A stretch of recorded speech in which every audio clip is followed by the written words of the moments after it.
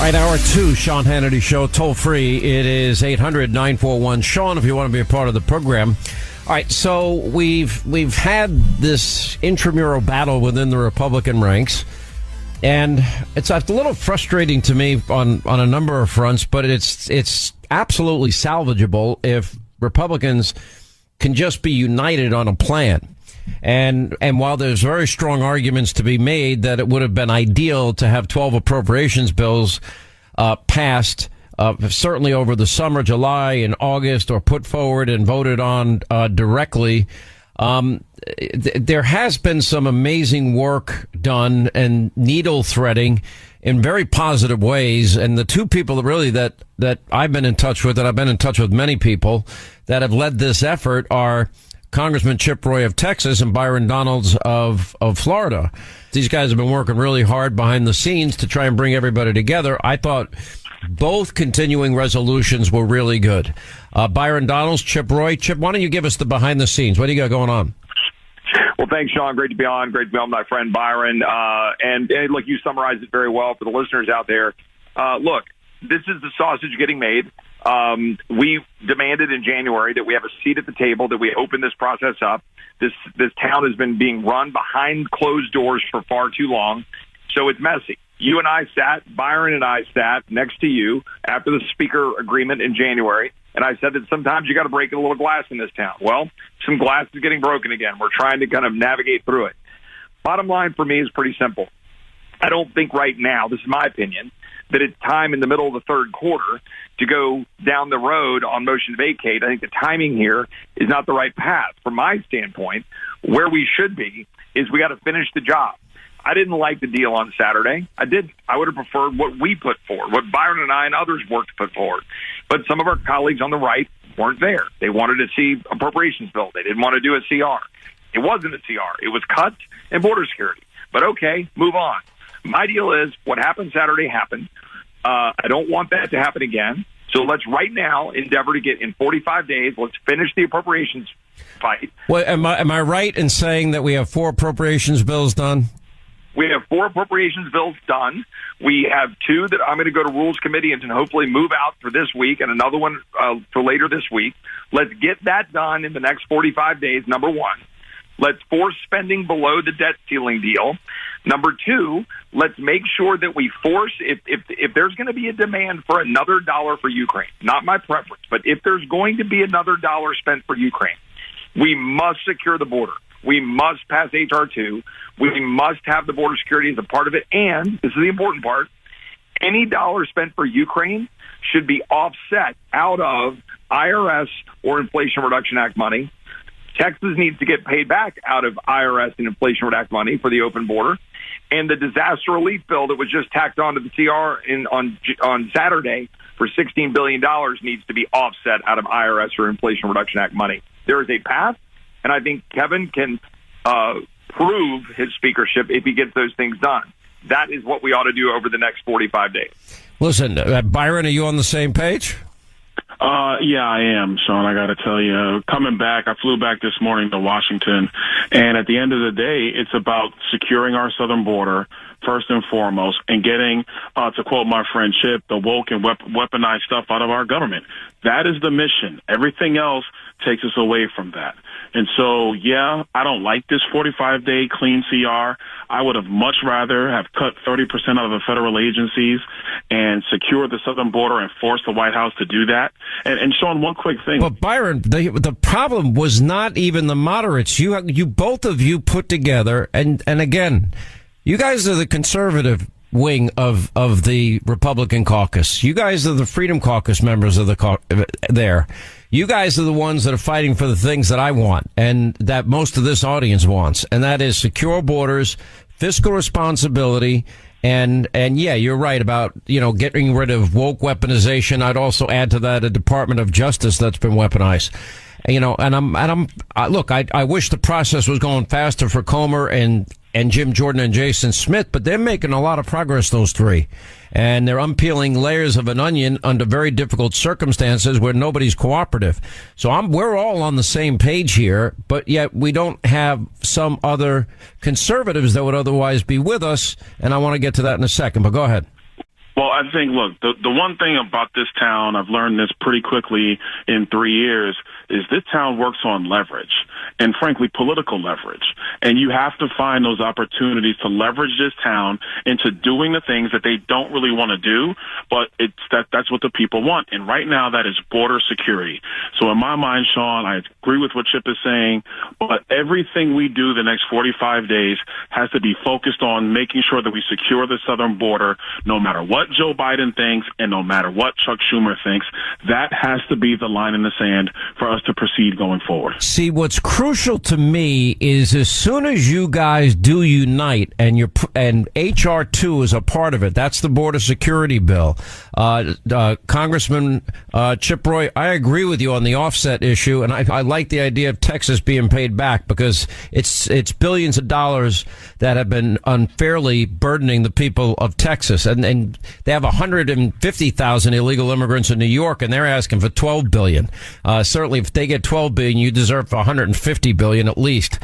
So, but my point is here, once you guys get these measures, fiscal responsibility measures, border security measures, into a bill that the House passes, then you're going to throw this in the hands of Mitch McConnell. And that will allow conservatives like Ted Cruz, Mike Lee, Rand Paul, and others, to now begin to battle them because this is only going to be settled in conference.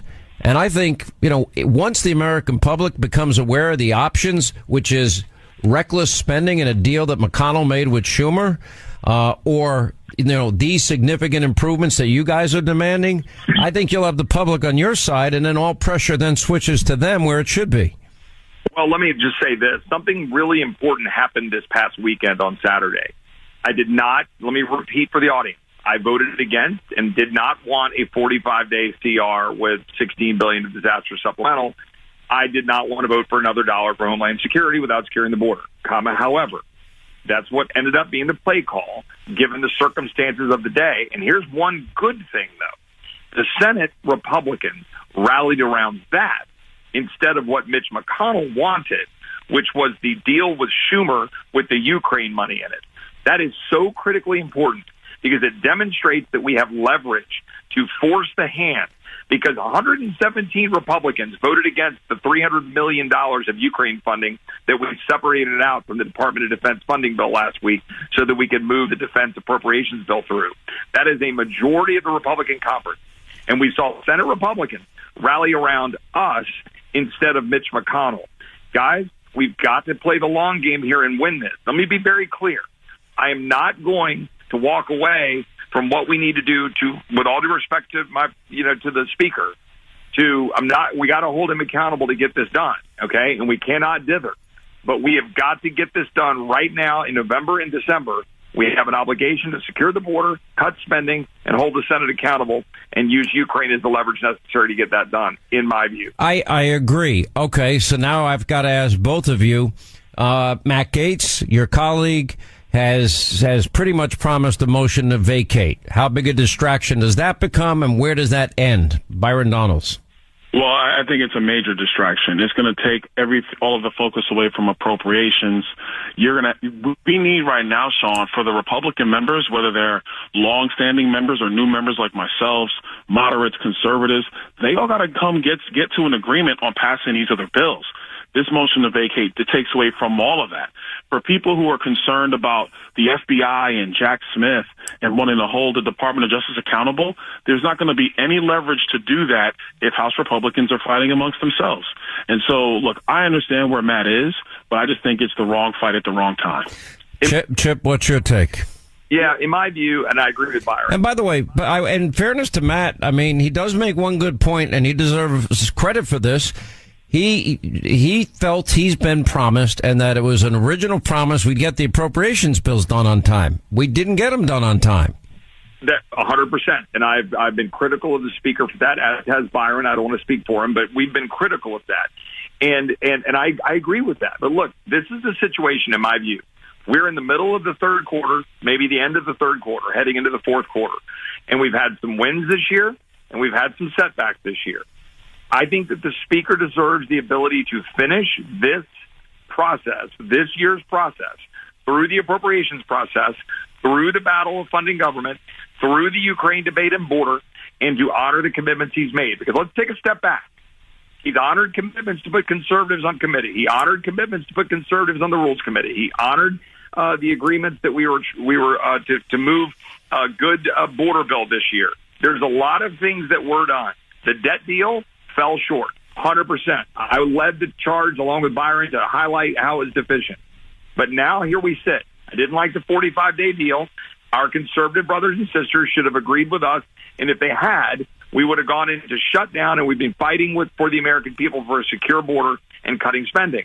But we didn't. The Speaker made the call, and now I believe in the third quarter. Let's let the fourth quarter go.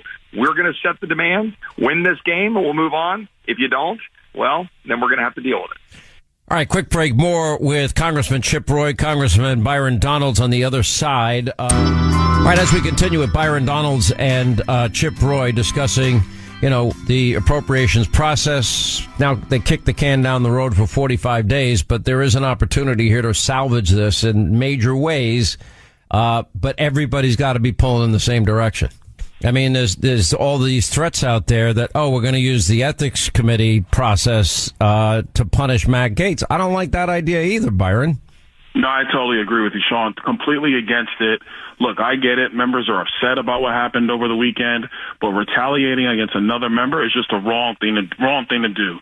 Listen, we had Liz Cheney in our conference, Sean, when she was going after Donald Trump. We had Adam Kinzinger in our conference when he was going after Donald Trump, sitting on the January 6th committee. So I think going after Matt is the absolute wrong play. I don't want to see that happen at all. They shouldn't be turning the screws of this place against the member because he simply disagrees, and Matt has a disagreement tactically on how we land this plane, so to speak. Wrong play. If he gets the appropriations now that he wants in this 45-day window, I mean, this is all, to me, it's salvageable. If I'm wrong, correct me. And we get the 12 with the very specific things that both of you have mentioned here.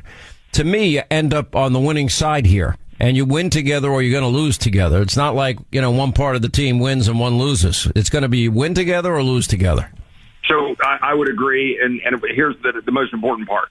We have to keep the spending levels below the debt ceiling deal. Way below. Yes.